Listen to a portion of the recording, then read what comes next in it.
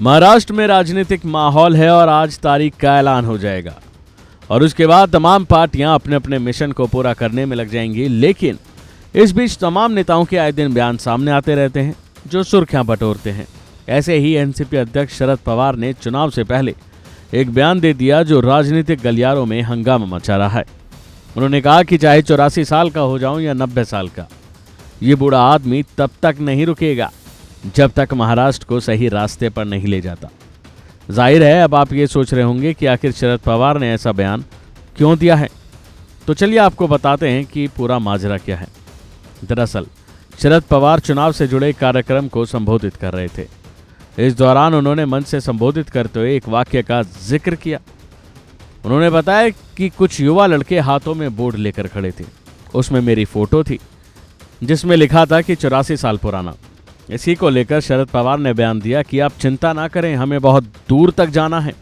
ये बूढ़ा आदमी नहीं रुकेगा, चाहे 84 साल का हो जाऊं या 90 साल का। ये बूढ़ा आदमी तब तक नहीं रुकेगा जब तक महाराष्ट्र को सही रास्ते पर नहीं ले जाता। आपको बता दें कि शरद पवार ने एनसीपी एसपी पार्टी बीते साल बनाई जब अजित पवार बगावत करके अलग हो गए थे। शरद पवार ने अपने बयानों में कहा कि मैंने 60 सालों से एक भी छुट्टी नहीं ली। उन्होंने कहा कि मैंने 14 बार चुनाव लड़ा है और 7 बार लोकसभा इलेक्शन में भी उतरा। उन्होंने ये भी कहा कि आप लोगों की सेवा में मैंने एक भी छुट्टी आज तक नहीं ली। इसके बाद शरद पवार ने महाराष्ट्र सरकार की तरफ से घोषित लड़की बहन योजना पर भी एक के बाद एक हमले किए। उन्होंने कहा कि बहन तो बारामती में भी थी, लेकिन वहां पर भी उनके सामने चुनाव लड़ा गया। शरद पवार ने कहा कि हमारे सामने सबसे बड़ा सवाल यही है कि आखिर महाराष्ट्र की कमान किसके हाथों में रहनी चाहिए।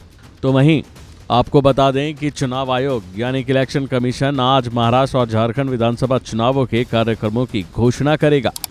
चुनाव आयोग ने शेड्यूल की घोषणा करने के लिए एक प्रेस वार्ता बुलाई है।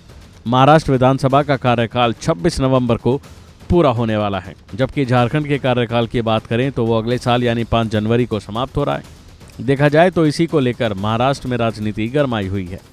बहरहाल देखा जाए तो इस बार का चुनाव काफ़ी दिलचस्प होने वाला है। एक तरफ शिंदे सरकार और उसके सहयोगी दल हैं, तो वहीं दूसरी ओर महाविकास आघाड़ी है। अब देखना होगा कि इस बार की जनता किसे वोट देती है और किसे चुनती है। क्या वो फिर दोबारा इसी सरकार को चुनेगी जो अभी है, या फिर कुछ बदलाव चाहती है। अभी के लिए फिलहाल इतना ही। बाकी अपडेट्स के लिए बने रहिए वन इंडिया हिंदी के साथ।